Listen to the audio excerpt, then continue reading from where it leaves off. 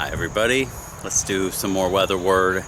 It's been a bumpy week and a tiring week, and I think you maybe seen my messages saying I'm not sure this is tough and it's been a month and do I want to keep doing this? Well, the answer is yes. I'm not giving up on this. I think I need to keep going, pressing forward and doing God's things, trying the best I can with what I've given. And so I'm going to keep doing this for the time being. Going to try my best, maybe a little less, maybe 2 times a week. Right now it's kind of tough because I don't have internet. A bit away from home right now, but should be back home soon. And so I'm going to keep trying and see. You got to go after what God's leading you to. And so just going to keep trying my best. So talking about the weather today, let's look at the weather map. The cool air that filtered down through the country is starting to fade from pretty much everywhere. Do have a new cold front developing in the central plains, a new low pressure system.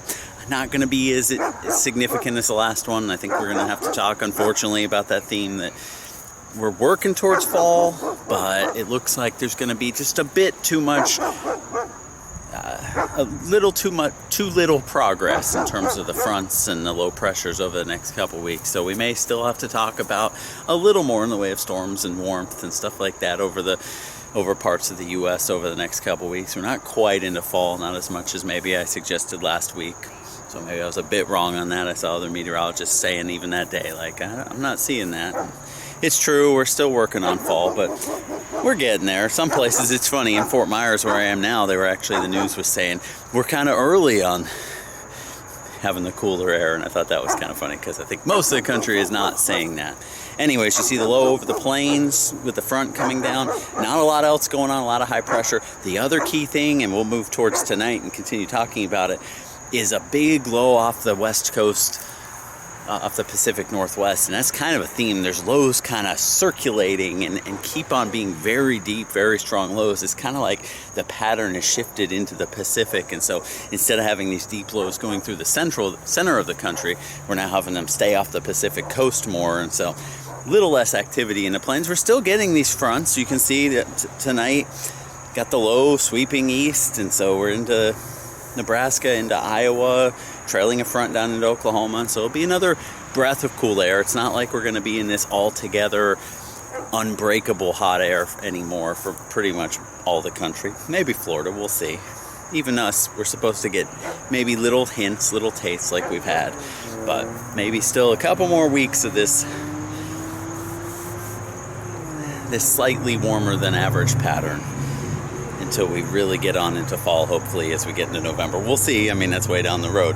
Anyways, don't like going that far into the future talking about that, but the front's going east. High pressure in the east is starting to slide off the east coast, and so we're moving things along. As we go to tomorrow, there's that low, making some progress. The thing is, it's not as deep and strong and coordinated as the last system was last week, and so you can see the front doesn't really extend all the way down south into Texas and into Mexico, and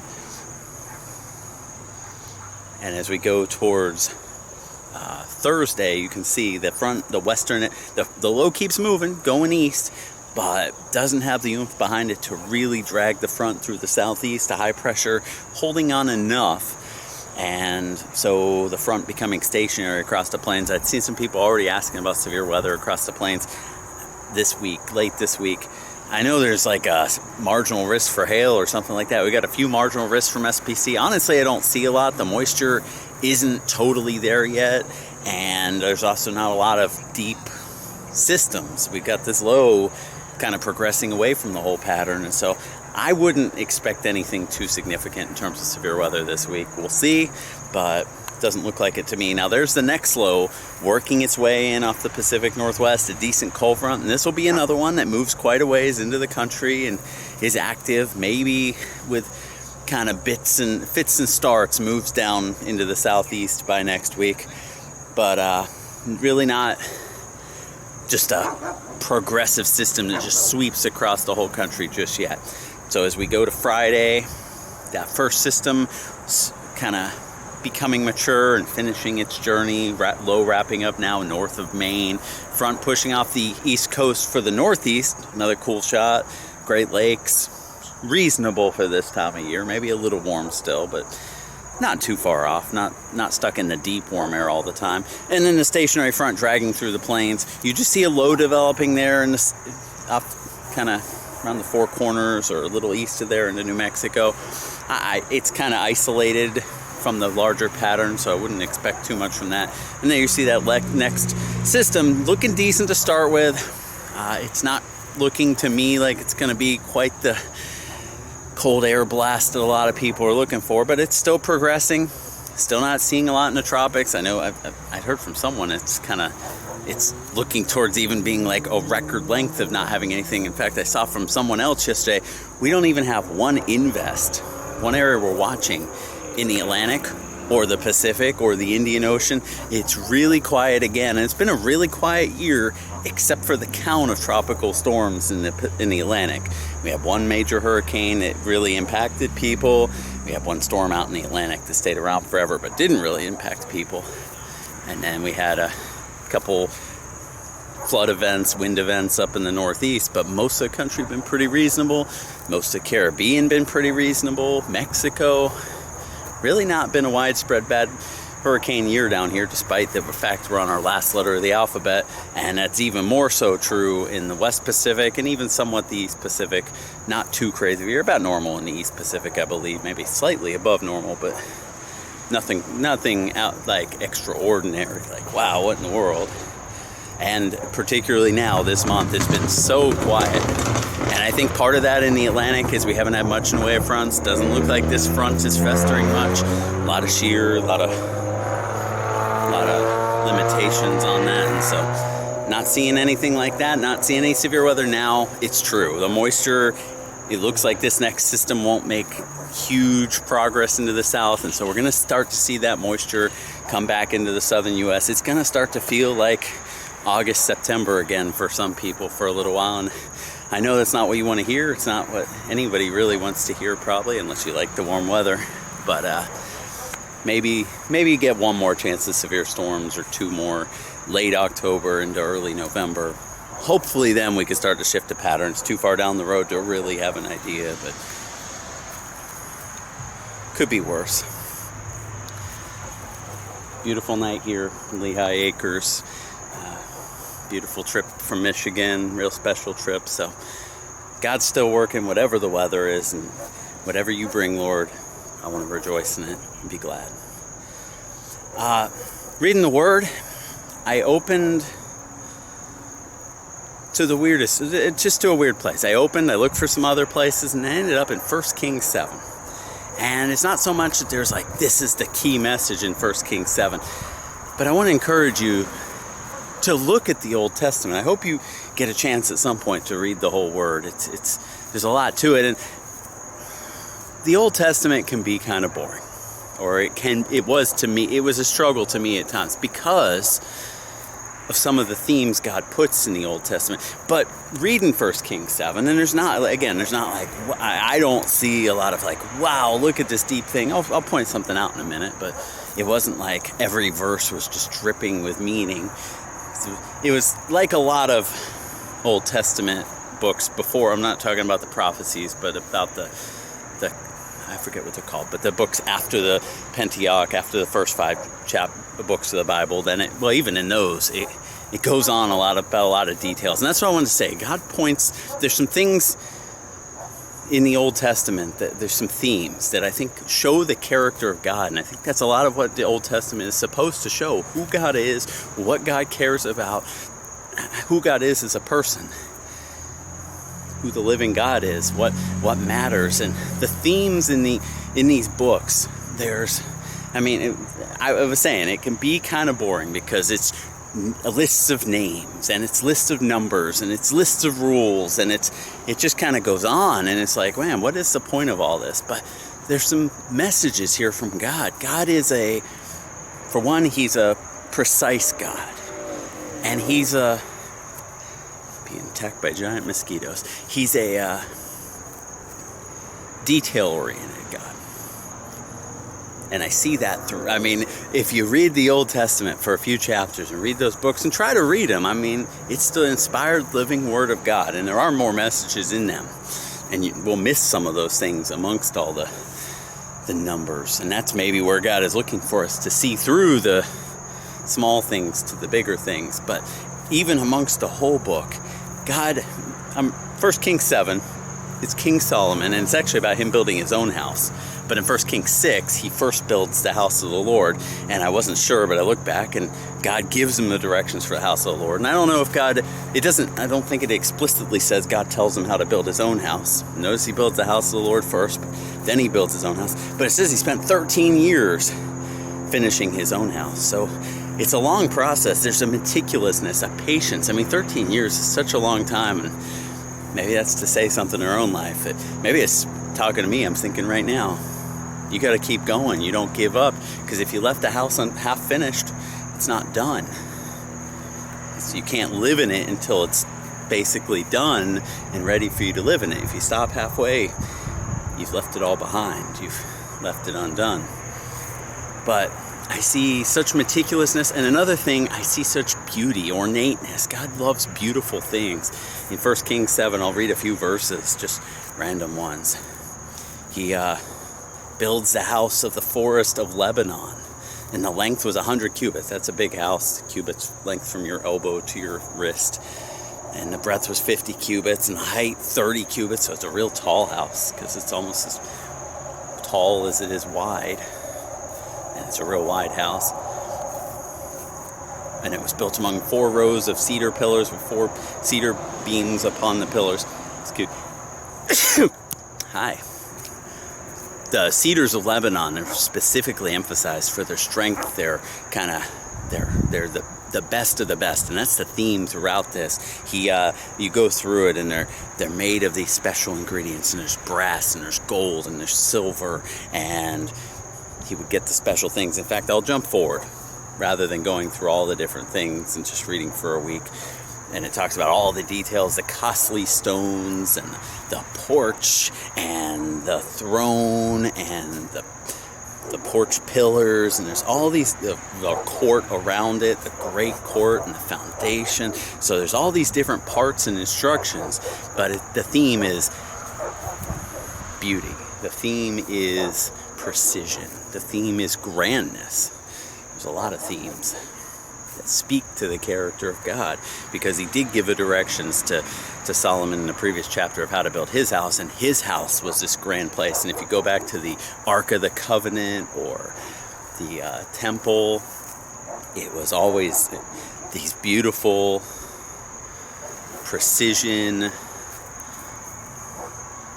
Colors are a big thing mentioned. Anyways, what I noticed though is he calls in, let me find it. You're watching me in the dark with the dogs barking and the mosquitoes swarming. At least you don't have to face that in hopefully a lot of the country. And King Solomon sent and fetched Hiram out of Tyre. He was a widow's son of the tribe of Naphtali, and his father was a man of Tyre, a worker in brass, and he was filled with wisdom and understanding and cunning to work all works in brass. And he came to King Solomon and wrought all his works. I love the message that you're often known by what you do. It starts out with how he was a widow's son, and he's from Tyre, which is kind of a distant part of Israel. He's from the tribe of Naphtali, so that's one of the 12 tribes of Israel, but it's not like he called him from Jerusalem. This guy was known for being a worker of brass and a worker of good things, and so Solomon called him from distant to come do his job with him. And again, he was a man of wisdom and understanding and cunning to work all works of brass. Your abilities, if you hone them, if you keep after them, will give you your place, will give you a special spot. And you notice in so many times, it doesn't give the names of the people who are building all these things, but it gives the name of this guy, this young guy, it sounds like, because it talks about his mother and his father, calls him out from far away, and it's just continually about how he made the best things. And notice, too, that Solomon called for the best maker. The whole point is you're doing it in a special way, and it does continually mention in the Old Testament when they're building things how it does mention some other names where they go get the best worker and make the most special things. And so one thing I see in this chapter is that. The other thing I see in this is just that every place has its part, and it kind of goes to the New Testament. Towards the end of 1 Kings 7, you're all the way down in verse 49, 50, and it starts out with the rooms and some of the ornate decorations, and now at the end, and the candlesticks were of pure gold, 5 on the right, 5 on the left, before the oracle, with the flowers and the lamps and the tongs of gold, and the bowls and the snuffers and the basins and the spoons and the censers of pure gold, and the hinges of gold, both for the doors of the inner house, the most holy place, and for the doors of the house, to wit, of the temple. Every part. There's a phrase that rising seas rise all boats. That when you're in a place where there's a lot of ability, your ability will raise too. And I'm not specifically saying that, but what I'm saying is, when you're amongst special things, you're going to be made special too. Even the smallest detail gets the attention. And I'm kind of thinking, when I read this, back to the New Testament, where it talks about each person has their own part in the body, and there's the mouth and the eye and the arm and then the nether parts, and everybody, the left arm doesn't knock out you don't fight with each other. You're all working towards the same thing. And also, the eye has a purpose that the arm can't do, and the arm has a purpose that the leg can't do, and they each have a purpose. And so that's in the New Testament. I can't tell you where right now. Maybe I'll try to look up what that is while I post this. But I see that in this Old Testament book of 1 Kings, where they're building the temple, and there's all these different things. Some have their beauty, some have their use. I mean, there were spoons and candlesticks and even hinges, even the things to open and close the door. They had different purposes, but they all got the same attention. They all got the gold. They weren't forgotten. They were just as important to a finished product as the most grand, ornate parts of the temple or of his house. So I'm holding in my mind that thought, that we all have a place, and that God raises us. If we're part of his kingdom, he's going to raise us in that same way. We're all going to be golden. We're all going to be beautiful. And if you read all these things that God had built, there's also an image to me, because it talks about heaven to be paved with gold, the streets of gold. You read about the beauty of this house and go, I'm reminded as I read it of that's my future. I'm going to see the temple that's better than any temple man could build. And moreover, I'm the temple of the living God. So I'm that gold-covered, beautiful thing. And now, look, I mean, it doesn't mean life's not messy, but it means God made something precious out of it. And even the temple, it was objects that were brought together to make something better. And it took a lot of hard work, but it made something beautiful. So those are the thoughts on my mind. And I'm going to keep going after it. It's tough time of year maybe, but holding to it. It's not the worst time of year. I mean, let's rejoice where we're at, and I'm going to keep trying to do that. I know when I woke up this morning particularly, it was another one of those mornings where I didn't feel it. I didn't feel like doing it, but specifically in my mind today was, I've seen this before. I've been here before 100 times, where you're passionate, there's things moving in you one day or one night or 1 week, and you wake up the next day and it's just not, you don't feel it anymore. And it's so easy to just go, okay, it's not real, or it's gone, or I've lost it. But I've been there enough that, no, it's coming back. And the point is, what do you do when you don't feel it, when you don't see it? Do you give up, or do you keep building? Because this house took months to build, and I can imagine, been doing some work, and you're in the middle of the work, and you're halfway done, going, it's not done. Got a long ways to go. But you just keep pressing on, right? So that's my heart to you. That's my thoughts to you.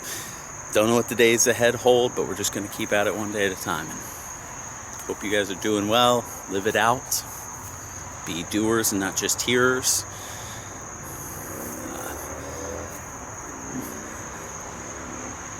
Do it in action and truth, not in just word and in deed. love abundantly. Love each other.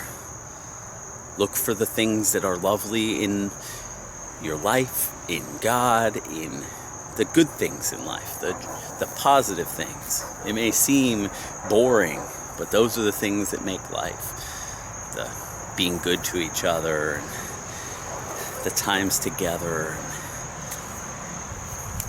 and caring about one another. It's easy to just say, I'm going to pass on that to take what I want, but God tells us to love one another as ourselves. So I encourage you to do that, and I encourage you to keep standing strong. Trust God. We're not done yet.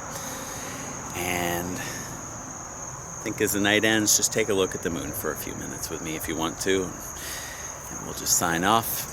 And I'm praying you have a good week. Let me know if anything I can pray about. It seems like everybody's still battling a lot of challenges, but we're not done. Love you guys. Staying strong. You do too. Amen.